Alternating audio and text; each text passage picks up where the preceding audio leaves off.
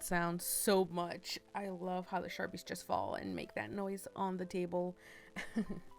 Anyways, recently I've been getting a lot of recommendations from YouTube to watch these Sharpie challenges from artists, and I actually have watched them. They're actually not new, but they inspired me, and I wanted to use all the Sharpies that I've had in my drawer, and I'm just excited to finally use them because I rarely use them. And so what I did is, once I gathered them together, I ended up doing some swatches. And right here, these two squares, I end up messing up. So what I did is I got some scratch paper that was lying around that was exactly the same as the paper I was using for the swatches, and cut out two little squares and glued it on top. Then I ended up coloring over it. It's because I messed up the order of the colors and I just wanted to make it look pretty. So I ended up just doing that to fix it up a little. Originally, for the character or the drawing I was gonna do, I was gonna try to create just a random character, but I do remember that I've done a couple of Sharpie illustrations before, and it was like mostly redraws. And so what I did is I went through my old drawings and just found one that was from my high school years and I ended up choosing it for the redraw. The thing is that redraw was kind of like a really quick sketch, as well as I used whatever I had on me, which was highlighters, so it only had the hair colored. And of course I noticed that I didn't even add the image or the reference that I'm talking about. So what I'm gonna do is I'm inserting it now. Bam. Did you like my sound effects? So what I'm doing right now is I'm just going in and doing some sketches, just because I don't want to just go in and assume I'm going to be able to draw her just because I saw the other image. So I'm just seeing what I can do, what I can change, how it would look in my current style or in the way I draw right now. So I was just looking, and also I did a full body sketch just so that I could see also what I could do with the clothing, because I kind of wanted to change a little bit of the design. I saw that in the old drawing it had some boots or like thigh high stockings, but I didn't want to add that. And also I noticed that I actually just noticed now that I'm recording this that I didn't draw the hat again. I know I sketched it once in my sketchbook, but then in the actual drawing I don't see it, so I guess I chose not to add that one either. But it's okay. In the end I do end up liking how it looks without the hat, but it seems like it would have been more fun or funnier with the actual hat, but it's okay. Originally, when I was gonna draw this, I actually was thinking of making it a full drawing, like a full 8.5 by 11 piece of paper. But the thing is that these are Sharpies, the nibs are really tiny, and I feel like the bigger the space is, the more you'll see the streaks. So I decided on going half a page, and so I'm just gonna draw that. It'll make it smaller, it'll make like parts of the drawing smaller, so that when I color it in, it doesn't have much of the streak visibility, even though, you know, they're gonna be there. It's unavoidable, but it's okay. So what I'm doing is starting to sketch my final image onto my paper, and ended up deciding a couple of things from different parts of the sketches that I did on the sketchbook. I didn't want her to be standing like in the original drawing that I'm using as reference. What I did is, I don't know, I've been into drawing legs a lot, like thighs. So what I did is I gave her a sitting pose, also because I wanted to draw her hand just resting there. And I don't know, I guess I just wanted to draw her legs really badly. So I actually didn't sketch anything for the final drawing, and I'm just going as I go. I ended up deciding on making her sit on a bubble, because from the original drawing it looked like she was underwater or had to do something with, you know, something aquatic. I don't know. I'm going based off the hat that I originally drew that I somehow didn't know that I wasn't gonna draw. But so I ended up deciding on her sitting on a bubble. I don't know what that has to do with underwater, but it has to do with water. Also, when I draw or sketch, I tend to go for whatever I'm randomly feeling towards using. I don't actually use my mechanical pencil that I specifically bought for drawing. It's one of those drafting, like, high quality ones. I don't actually use it as much as I should. I end up using whatever it's lying around, or I don't know, some of these times I randomly have this urge to use the random wooden pencils. Like this one, I was cleaning out one of my drawers with all my like leftover pens and markers and pencils and all that, and I saw this chunky big yellow like standard pencil, and I was just like, I kind of want to draw with that. So I ended up getting it and using it, and you know, luckily I ended up having a sharpener that actually had one of those big holes to sharpen a bigger pencil, so I ended up using. As for the erasers, I ended up using two different ones. I have one that was from Daiso's, one of those cute little colorful ones, and the second one was a kneaded eraser. And what I use the kneaded eraser is to lighten the sketch. Like here, I roll over the lines and it picks up the graphite, which makes it lighter. And I've been using this technique for the longest time because I love using the Faber-Castell polychromo pencils, and that's because I don't erase my sketch ever. I only ever do it like once in a while, which I did on this drawing, and there's no particular reason why I ended up choosing to erase the lines on this particular drawing, especially because I feel like Sharpies are so saturated and intense that normally you wouldn't really pay attention to any of this under sketch because the lines are just so bold. But you know, I did. And also when I do my liner, especially with my polychromos, I like to use maybe 2 to 3 different colors, sometimes even more, for my liner, and the colors change depending on what part I'm doing liner for. For example, when it comes to skin, depending on what skin color I'm doing, I'll use pinks, reds, browns, and sometimes, like oddly, sometimes black to do the liner. And I do it to give a variation to the liner, and it's a great way for the colors to blend in. So just in case, like I actually, the reason I don't do black lines is because I don't like how harsh it looks compared to the coloring. So I love doing this variation of colors on the liner so that it blends in. It also gives it a very soft color, because once you color it in, if you colored the liner with similar colors to whatever you're coloring, it'll blend into the colors and it'll make it look softer. And I like that feeling. So I tend to go for colorful lines when I do my liner. And you know, usually when I use the polychromos, since they're soft and they're color pencils, when I'm using my Copics, it literally blends in. When I was lining the negligee, I actually kind of wished that there were some really soft colors for Sharpie, like fine lines. If there are, I definitely don't have any.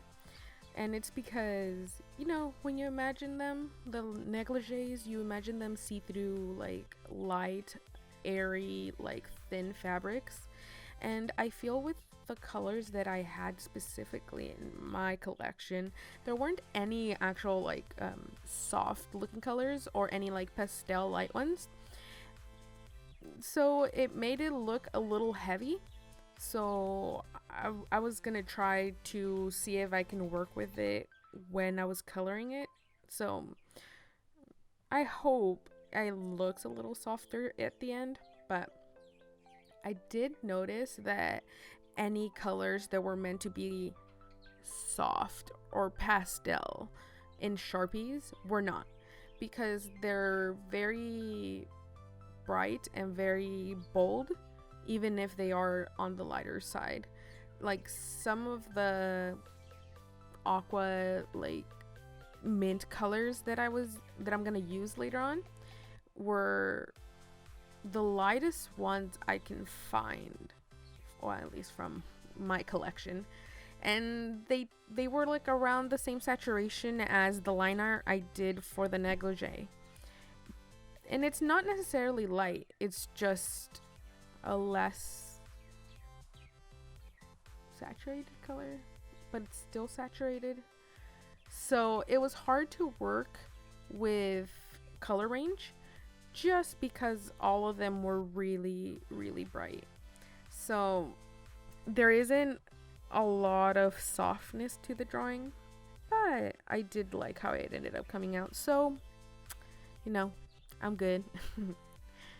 And then I was looking at the reference and I was thinking of what I can do for the hair, because I love doing different hairstyles, but in the original reference I saw that I just drew floof, and I kind of didn't want to stray away from that because I like the idea of that.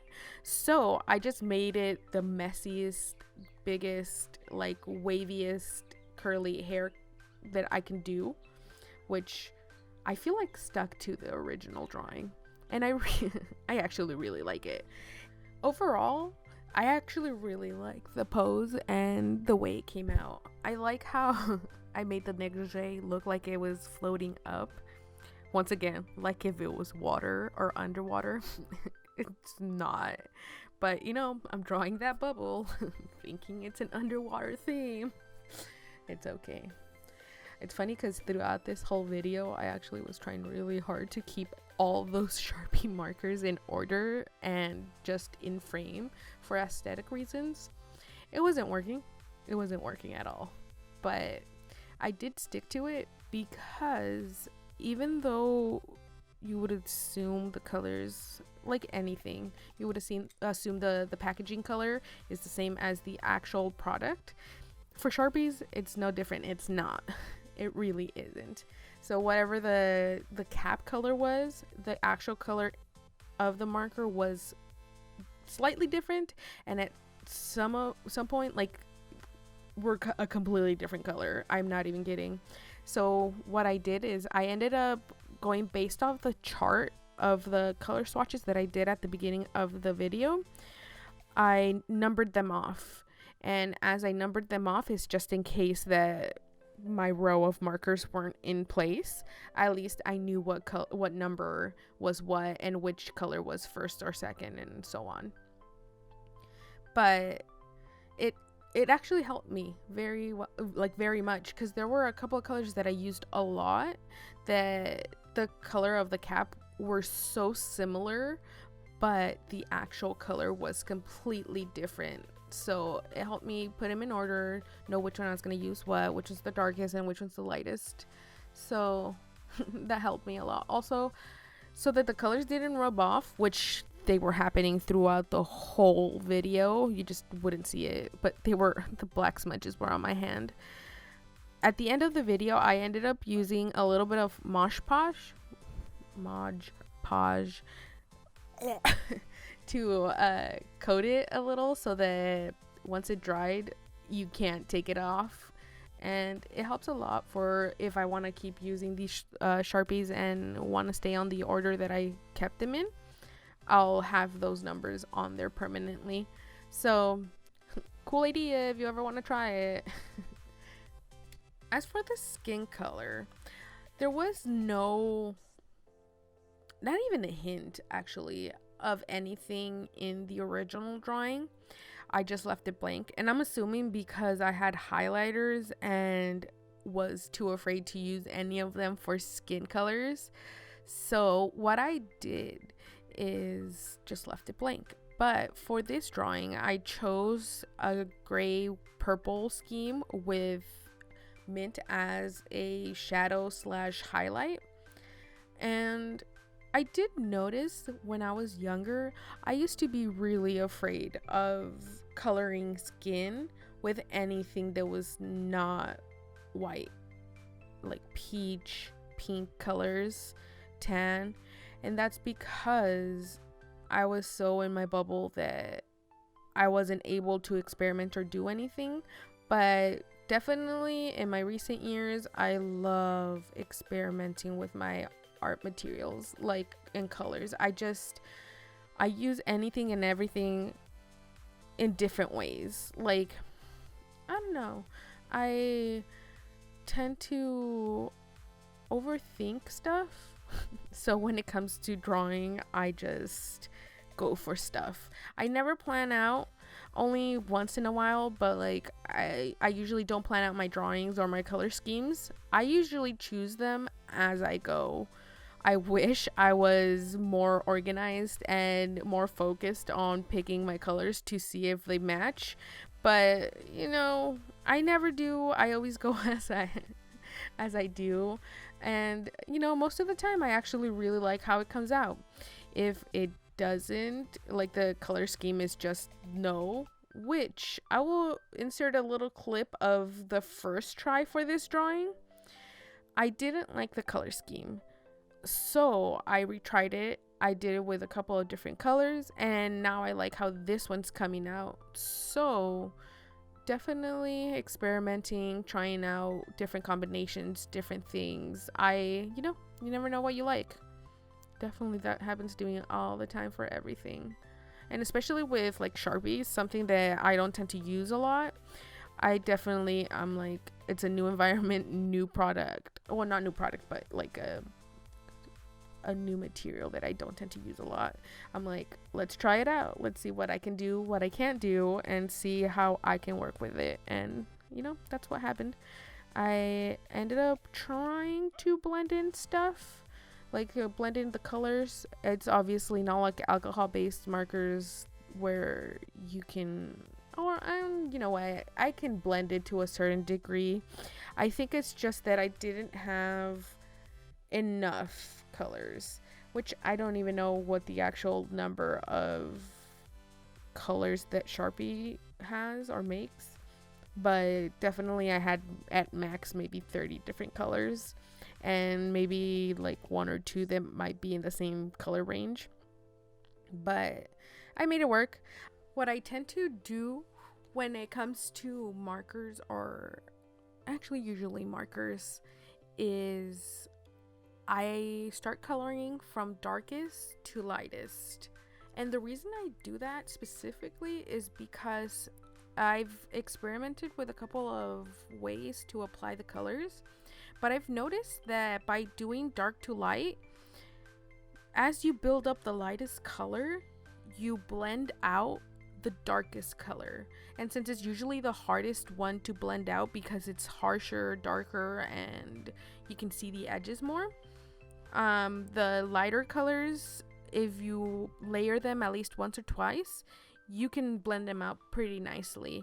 I mean, depending also on what markers you have, but obviously like Sharpies, they may not completely blend out compared to like Copics, the best like illustration markers, but it works out either way.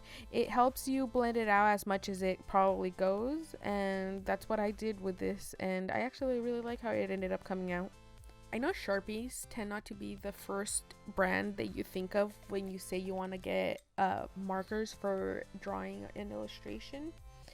But if you're on a budget or you're a beginner and you just want to try out markers, I actually highly recommend getting some Sharpies. I know they tend to sell the like 24 pack, I believe, for like, I don't actually know, but like $10, I believe. That's how much I got it for. I mean, experimenting, trying it out, at least seeing how they work will give you an insight on how other markers would work. It's just getting used to them, getting to know how they work. You know, if one day you just want to upgrade to a better set, then definitely I say try out Sharpies first. Definitely budget friendly. I had a lot of fun making this video and getting to use my Sharpies that have been in my drawer for the longest time. So thank you very much for sticking around and watching this video. Please like and subscribe. If you have any questions, don't be afraid to ask them. I will answer as well as I can. If you want, watch any of my other videos, and I'm also on Instagram and Twitter under ColorStarJo. Thank you and bye.